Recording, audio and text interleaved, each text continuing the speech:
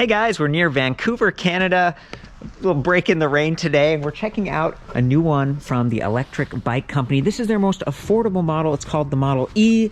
On the website says it's for everyone because it's more approachable in terms of the price and also the frame design. You can see this is nice, deep step-through. It comes in black, white, or red, and you can pay a little bit extra to have this thing custom colored. I mean, it's really cool. The Electric Bike Company, they're based in Southern California, and if you live nearby, I think you can actually go there. You can buy this and save $199 on shipping. Otherwise, this is going to be $16.99 plus $199 shipping. It's a really cool company. I mean, these guys have a spoke machine. They employ a bunch of people locally to try to make this as kind of like, you know, North America based as possible. You can talk to them on the phone. They're going to be able to talk to you about colors, talk to you about the fenders. I think they even have some really cool wood ones, and they're putting this thing together by hand. There's a level of quality here, especially for the relatively low price point that you just don't see very often. That's kind of one of their claims to fame. You can customize this. You can match it to your car or your phone or whatever and really stylize it and have fun with it. Or you can get the default colors, which to me, a lot of companies that are more affordably priced, they really only have maybe just white, especially for step-through, or maybe just black for a kind of high step. To have red or white and black is really neat, but of course the frame only comes in one size. That's one of the ways they're hitting the economy of scale. You know, it's all the same frame basically. However, they do have different wheel size options. These are 26 by 2.35, so you get a little bit of width. It's going to give you some stability, some comfort. You can see that they're using high quality stuff, Schwalbe Fat Frank balloon tires, and they're K-Guard 3 puncture protection rated. They've got the reflective sidewall stripe, which is really nice. But you can also get the 24-inch wheel size, so that's going to lower the frame height, get it closer to the ground, makes it a little bit more approachable, and that's their answer to sort of like, kind of like a small and medium. And I would classify this as more of like a medium-sized bicycle. The reach isn't super far, and the handlebars sweep way back. They're really easy to just, you know, kind of upright body position. Steering is really relaxed. That's what you're getting with this bike, along with a really comfortable saddle. I mean, look at this thing. It's really oversized. It kind of fits that cruiser ethos. So I just want to kind of point that out. And looking at these two bikes, by default, you get integrated lights, pretty nice ones. Now this headlight, it's Ray's E350. You know, it's like a single LED. It's fairly bright, but it's not like the fanciest light in the world. And you might notice that since it's mounted to the steer tube right here, it doesn't point where you steer. So that's one of the trade-offs. These rear lights, however, are very, very nice. I mean, there's two of them, and they each have 3 LEDs. You can see them from multiple angles. They're very bright.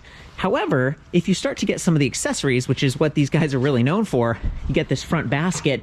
You get a really nice headlight with 2 LEDs, the HL3002 by Spaninga. That's a more recognizable brand for me. Still does not point where you steer, but you're just going to create a larger visual footprint, and I think it kind of replaces the smaller light. So, you know, the basket mounts right there to the steer tube of the bike really securely.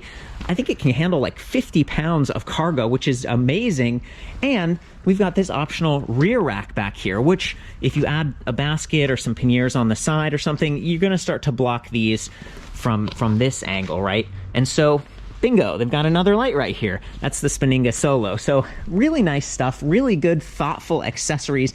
Of course, you're going to pay extra for these things, whether it's the steel fenders here or the baskets and stuff. But when you get those, they're done really well. This has a steel mesh in it.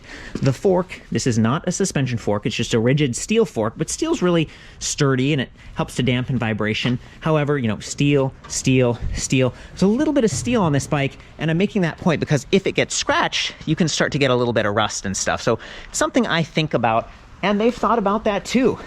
Check this out. Touch-up paint. So that's going to help you, you know, if you do get a scratch, you just touch it up. It's going to look nice. It's going to prevent the rust. While we're over here, this is another cool little upgrade option. You've got like an alarm system. It goes like beep, beep, and it's like a car alarm. Someone shakes the bike or whatever, it starts to blare, and that's going to help you maybe deter theft a little bit. You get this nice toolkit and then a little guide and then the charger and the keys and stuff. So I'll come back to those in a minute, but let's go back to the basic like stock bike. What else are you getting here? Well, you're getting a nice kickstand right at the center of the bike, which is good if you have that fully loaded front basket or the rear basket. However, it causes some pedal lock. I talk about this frequently because if you're in a garage, maybe you push this all the way forward, it's a tight space, and then you start to walk it backwards. See, the pedal hits the kickstand, and you kind of have to stop and maybe, you know, elevate it a little bit before you can take the bike backward again. So that's one of my call outs. A little bit of a question mark. Interesting to me to see this mounted here because we do have a tab for a rear mounted kickstand. Maybe that's something you can use and sort of upgrade on your own, but interesting to see that. I mean, their frames they're really custom. Like, you look at this thing, we've got, you know, threaded eyelets all over it for adding the racks and stuff. Even up front, look at this, there's like multiple attachment points. I'm much more a fan of this steer tube mounted basket than one that mounts to the fork, because, you know, that one would flop around while you're steering. So their accessories are nice, but it's cool to see that there's a lot of different mounting points, and maybe that's where they're mounting the fenders. It's cool to see that safety. I mentioned the lights and stuff. If I was a safety nut and I was riding at night and early morning, I'd probably go with the white because it's more visible. One of the other things I noticed is that if you get the fenders, it's got these little rubberized end pieces, and they have reflective kind of paint on them too. So really nice reflectors just all over the place. Safety is a big deal, especially if you're riding a little bit faster. And these bikes do go kind of faster than average. I think it's 20 miles per hour with the throttle, maybe up to 25. Pedal assist, so they're almost like a kind of a speed pedelec. There's some really cool settings in the menu that I'll show you in a little bit. These are set up as single speeds. You can pay a little bit extra to get like a 7-speed. If you do that, you get a free wheel. It's not a cassette. Free wheels aren't quite as sturdy, but for a cruiser bike, I mean, it's totally good enough. 14 to 28 tooth. I think it's Shimano Altus derailleur. You know, kind of basic, but whatever. It's nice that they have that option. Most people will probably be okay with a single speed like this. You got the throttle. You know, it's just kind of a relaxed cruiser bike. 18 tooth, 58 tooth chainring up there. Aluminum alloy chainring, maybe not as sturdy as steel. It's not narrow wide. You don't have a full guide on the chain. But again, this isn't really designed to go off-road and be bouncing around all the time. So I think this is good enough. We do have an aluminum alloy guard. So if you're wearing pants or a dress or something, it's going to keep your clothing from touching the frame and the chain and getting dirty. You know, it's, again, part of me wants like a chain cover, and I do think they have some options there. They have that wood stuff I was talking about, really pretty.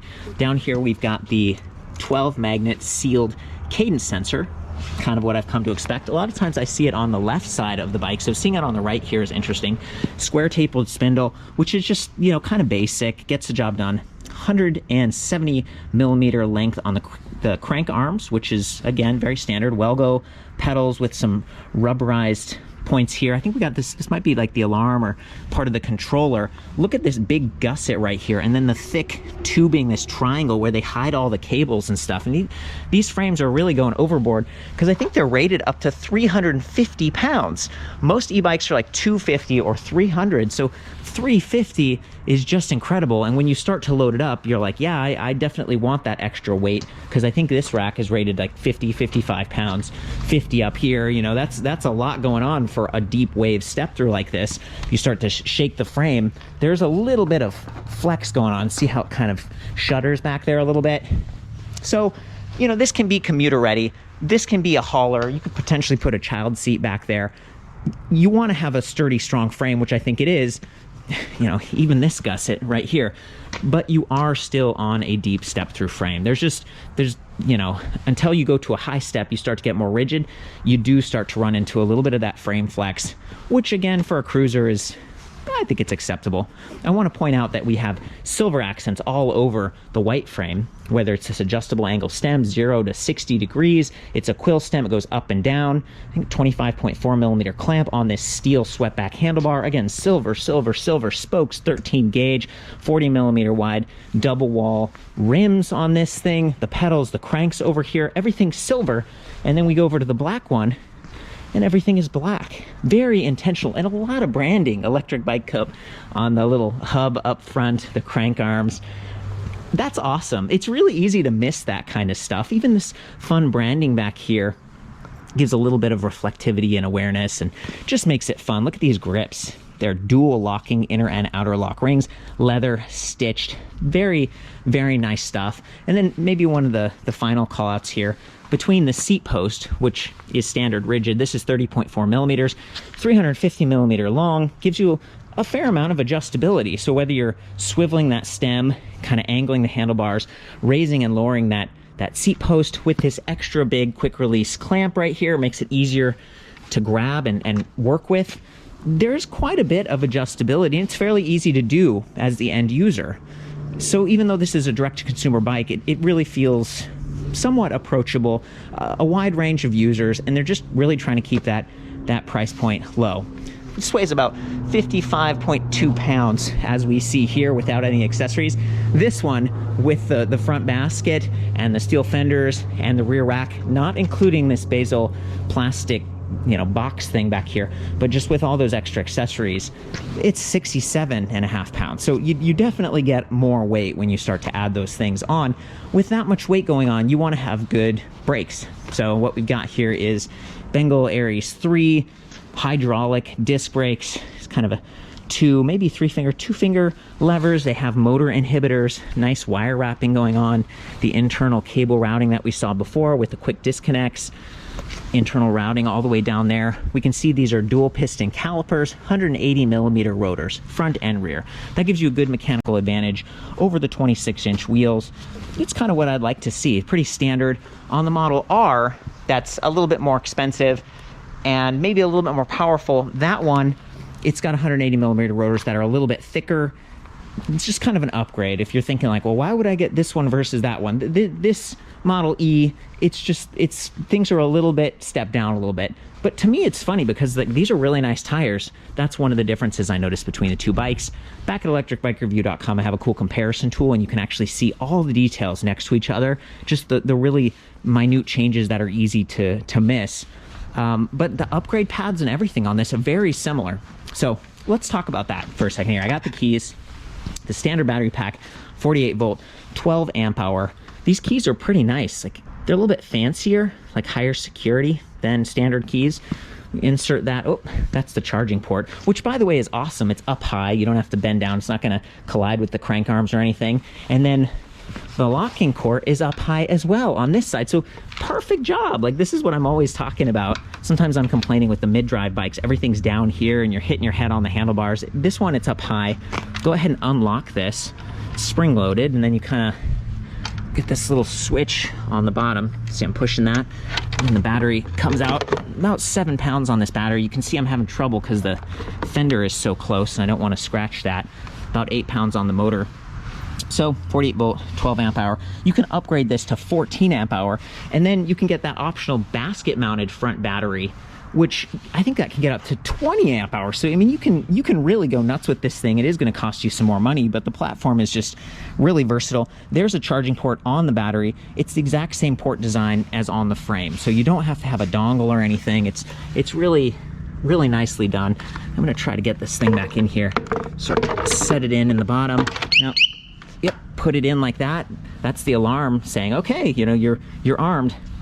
I did want to mention, I kind of had to leave the key in position and unlocked to get the battery back in. Had I tried to insert it without the key in or in the locked position, it wouldn't have worked. So there's a little bit of a compromise, a little bit of screwing around, but I kind of purposely did it that way to make it easy on myself. Let's do this one more time. We unlock it, press the little thing like this. So if this key was turned forward at all, see, it's gonna bump. So you need to have that key in the right position. There we go. We're all locked. We're ready to go. Let's go back to the charger for a second here. A little bit heavier. Weighs about 2.5 pounds, but it has a nice fuse. Replaceable. Their batteries, their chargers and everything, it's kind of above average. I think they have a really good relationship with their battery supplier to be very reliable, higher level of safety here. They're really just trying to go above and beyond, and I think that relationship helps them to keep their prices down and stuff. This charger is a little bit faster than average. I think it's 4 amps, 3.5 to 4 amps. You're gonna fill that battery a lot faster. Now, one of the trade-offs is if you get that optional front battery, you've got like a separate charging port that I think would be up here, and you kind of have to plug it in separately. It's not like it all just charges at once, and then there would be like a toggle switch here to turn that on and off. you know, there's a little bit of compromises. I'm calling this out because there are some companies like Bosch where you plug in one point and it charges both batteries, and when you discharge, it charges them both evenly. This is a little bit more like there's an extra step, but you're saving some good money. I put all the gear in this basket. I really like this thing. It looks nice on the bike, and it's got this cool security thing here. So you take this little piece of metal and you stick it in here like that, and then the basket releases and you can just carry it with you and, you know, take it off the bike that quickly. Their rack, that's the MIK compatibility, standard gauge pannier hangers, and we've got that spring-loaded clamp on top. And then these curves down here, they almost act like bungee loops, so you can pull a bungee over the top. Pretty good accessories, and it lines up really nicely without blocking the lights. Again, just very intentional, really nice to see this stuff. Steel does add some weight. That's part of the difference between 55 to 67 pounds, but it tends to be very quiet, doesn't rattle a whole lot. We've got multiple connection points with those spacers and stuff, so it just looks, you know, really nice, very intentional. I brought the two bikes out here to the field just to get another look at them, a little bit of space. I was also wanting to see how the tires would perform. This is pretty soft, a little bit marshy today, and because they're a little bit wider, they're doing great. They're floating, they're not sinking in, and they've got a pretty good tire pressure range as well. I think it's like 22 to 60 psi. So 60, it's higher. That's if you really load this thing up, if you're a heavier rider. 22 is going to give you a little bit of comfort because, you know, it doesn't have the suspension fork or anything. You could always upgrade that yourself later. It's like 1 1/8 inch straight. However, you might have to mess with the stem since that's a quill stem. It's not like the mountain bike standard, like the clamp-on design. This is a cruiser-oriented configuration. And then back here, as I mentioned before, 30.4 millimeters, you can get a suspension seat post on that if you want to. So it's fairly customizable, and I think Electric Bike Company offers those themselves. The only thing that I really felt like, oh, it's kind of missing here is, you know, gears, because it's a single speed, but they covered that. They have the optional upgrade. It's not the widest spread, especially for almost a speed pedelec, the 25 mile per hour top speed here, but it's still nice. You know, that gives you some different cadence options. And then bottle cage bosses. You know, you hear me talk about this all the time when I'm looking at electric bikes. It's like, where do you put your bottle? They've done a good job with giving you accessories. There's one that mounts here, and it's actually kind of swivels, so if the bike is turning and stuff, the beverage stays right side up, and it's a little bit more reachable. If they put it here, it could interfere with like the internally mounted battery, which looks so nice. It keeps weight low in center. You know, again, this thing it's pretty elegant for a bike that's, you know, $1,700. Maybe bottle cage bosses here, but then, you know, I don't know. They just made that decision. Because of this front basket, you could always put one in there, but I feel like maybe in the future they could put some mounting points right here, because then your bottle would be there, and ideally it would be low enough that it wouldn't collide with the handlebar. I'm always thinking about that because I go on these long rides, you get thirsty, and I don't want to have to wear a backpack and kind of get sweaty and stuff. So, you know, again, all things considered, they're doing a great job. I might go ahead and boot this display up for you. So once the battery's charged and mounted, you got this little button pad over here with power up and down. And if we hold the power button for a second, it comes to life, 3.5 inch color diagonal. And right when you turn it on, if you hold the up and down keys, you can get into the settings menu, which is very cool. I mean, there are so many options in here to change. You can adjust from miles per hour to kilometers per hour. I think you can mess with the speed. I actually have sort of a chart or a guide that I've created that I'm gonna put back at the site and do an overlay here so you can get a sense for how adjustable this is. To get out, I'm just going to hold that power button, and while we're up here, I want to compliment that they have a full-size USB charging port built into the base of the display. It's kind of hidden, so imagine that maybe you got that, you know, beverage holder, and then you can mount your phone. You could use GPS, you could have a little speaker. I think they have like one of those wireless Bluetooth speakers, and you could be running off those battery packs, the high capacity. Just a fun machine. I mean, lots of really cool options here. To make this easier, I'm going to take the protective cover off. So this is the default layout. We've got this battery charge level indicator with 4 dots, and they leave something to be desired. You know, each dot is 25%, and we don't have a range menu here, so you kind of left guessing when you get bound to 1 dot, like, should we get home now, or do I still have a few miles left in the tank? Again, bringing that charger along would help, but it's 2.5 pounds, so, you know, I guess just think about that. These bikes are pretty heavy, and if you got stuck far from home with a single-speed drivetrain, it'd be a little bit of work to get the rest of the way. We got the voltage readout ambient temperature, pedal assist level, we're in off right now, miles per hour, that's our current speed. But if we tap the power button, we can change it to average speed and max speed, which is pretty cool. It just kind of cycles around. And then we've got like trip distance and timers and stuff down here. Pretty standard stuff. One of the other interesting things about this display is if you hold the down arrow, it doesn't do walk mode, which is what I'm used to. It turns pedal assist on and off. So see right there, it said pass off. Okay, so pedal assist off means you just basically got to use this like a scooter. You've just got a throttle, which is fine. And it's a variable speed throttle. You push it a little bit and you go slow all the way, you get more speed. Now pedal assist, because it's not like torque sensing, it's not this like super fancy thing, it's just a cadence sensor. So anytime you're moving those cranks, you could be activating the motor. And pedal assist actually limits your throttle operation. I'll talk about this later, but what it means is if you're in a lower level of pedal assist, so let's go ahead and turn pedal assist on. We're in the lower level of assist, like 1, take it up here to 1. That means the throttle is going to be limited in power and speed. In order to get the higher power, I need to take pedal assist all the way up to 5. But when I do that, if I forget and absent-mindedly start to pedal, that the motor's going to kick in. So there's some really interesting options, but it requires it's a little bit more intentional. For a bike that's so fun and approachable, that pedal assist on-off thing, you just take a minute to understand that fully and get that right. And then of course the lights. If we hold the up arrow here for a second, we get a little light icon, and the display didn't really dim. Sometimes I've seen displays that get brighter and darker because you don't want to ruin your night vision, but at least it's got a black background, so it's already sort of muted. And then we get those lights going. As I mentioned, there's this optional front 2 LED headlight on the fancier front rack. There's those 3 LED side lights that I love. They do such a good job. Let's boot this one up too. Comes to life pretty quickly, very quickly. We can see the 4 dots now. I'm gonna hold the up arrow. We got the lights going, and you can see right up here, this headlight's actually decent. I mean, it's small, and it's just kind of a plastic housing, but it's high enough, and it does a pretty good job, so I don't want to complain too much. I mean, these rear lights also very nice.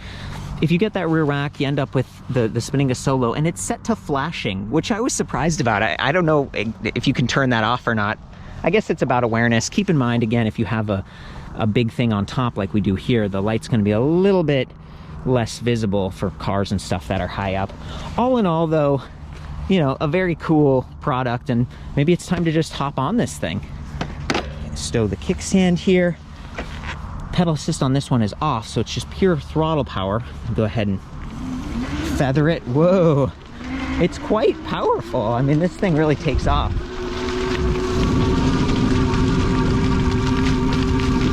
Now, even though pedal assist is off right now, I'm still restricted in how fast I can go by this number here. I'm in 1, so if I really want to go, I need to go up to 5. Press, press, press, press, which to me is a little bit annoying. I mean, this is already variable speed. I wish that I could just use that to determine how fast I'm going. But since it's such a powerful motor, which I should mention, this is the MX US. It's an internally geared hub motor. It's rated 500 to 1,000 watts peak, 60 newton meters of torque, I think, something like that. I'm kind of basing this off of the Model R. Maybe it's 50, 60. It kicks. It's a 48 volt system.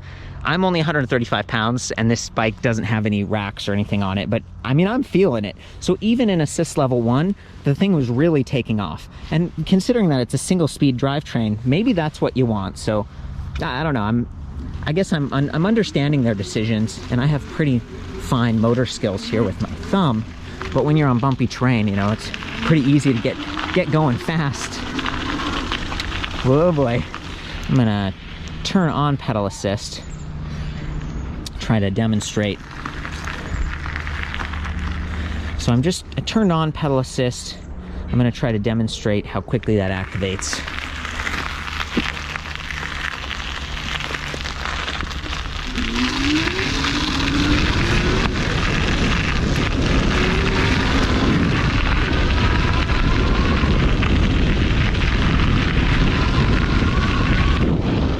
Okay, maybe do the hands-free riding a little bit here because of those wider tires. Fairly stable, you know, and pretty comfortable given the higher air volume in these tires, the lower attack angle with the 26-inch tires. This would totally be my choice.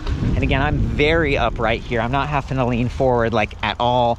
I could even raise the seat a little bit more to get full leg extension on this thing. I do notice also that the lights they're flickering just a little bit because they're LED. Maybe that's intentional to try to create a higher level of just awareness for vehicles and stuff. Let's hop on this one. It's going to be a little bit of rattling because the basket's full back there, but that's how it goes. Okay, here we go. Really nice to have that throttle when the bike's loaded up, so you don't have to strain your legs getting started. Kind of have to get used to turning and not seeing the basket turn. But I can imagine having a little puppy up here, or maybe some flowers or some bread or something. You just went to the farmer's market.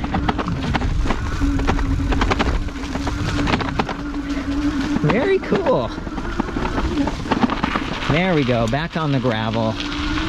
I think this really shines in a, you know, neighborhood like this where you've got this gravel path and then some pavement and stuff nearby. Okay guys, we're doing the third person shot so you can see what it looks like to have me on the bike. I'm 5'9", and that approachable frame is really nice, especially when it's loaded, so you don't have to struggle to like lift your leg way up high over it.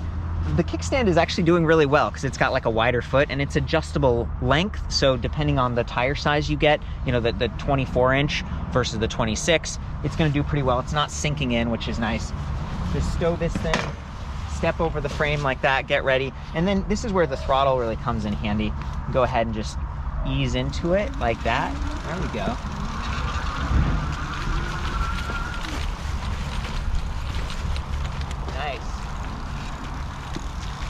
And the brakes are really performing well. They're the hydraulic disc brakes, 180 millimeters. They're very tight. Sometimes when you're trying to get that lower price point, you'll see mechanical disc brakes, and a lot of times the right one requires a lot more hand effort. It's like a 4-finger lever. It's a big thing, and you really got to bear down on it because it has to go all the way back here, and then there's a little bit of like bedding where the wire sort of sets into the plastic, and then you get junk in there. And hydraulic disc brakes are really nice, and it's nice to see ones with those motor inhibitors, so that if you bump the throttle, anytime you hit that brake, see the throttle's no longer active. So just a good job all around on this thing.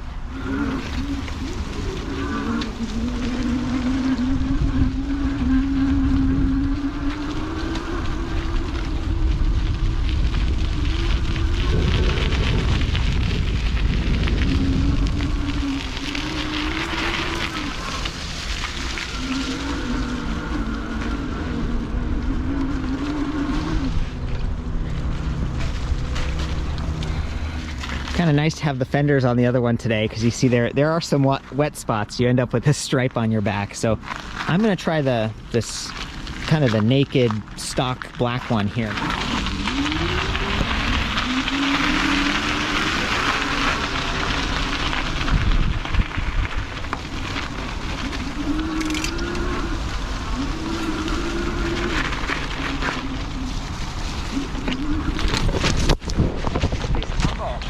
Okay. I'm good. There we go. It's a little bit marshy here, but the tires are still doing pretty well. You'll notice these don't have like deep knobs and, you know, super aggressive tread. I think it's a good balance between being quiet, not having that like zzz, but also still giving you some traction out here. Great job. Thank you so much. Yeah, no worries. I really appreciate it. I'm glad you're okay. That was expertly handled. Guys, that is the Electric Bike Company Model E for everyone, $16.99, their most affordable model. I've measured everything on this bike by hand, trying to be as thorough as possible like I do.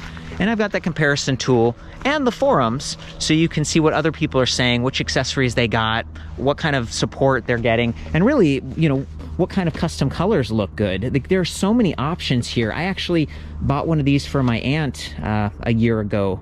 She was biking and getting excited about electric bikes, and she customized it with like green fenders and kind of pink accents and the baskets, and she's had such a fun time with it. It's been really reliable. Company's been very responsive in terms of like calling and getting support if you need it. Those are the things I look for when I'm looking at the more affordable bikes. Yes, there are cheaper bikes out there and kits and stuff, but to get these high quality tires with the safety features, the integrated lights, the battery upgrade options, to me this is one of the better bikes that's kind of value priced. I hope this helps you. I love you guys. Ride safe out there, and we'll see you in the next one.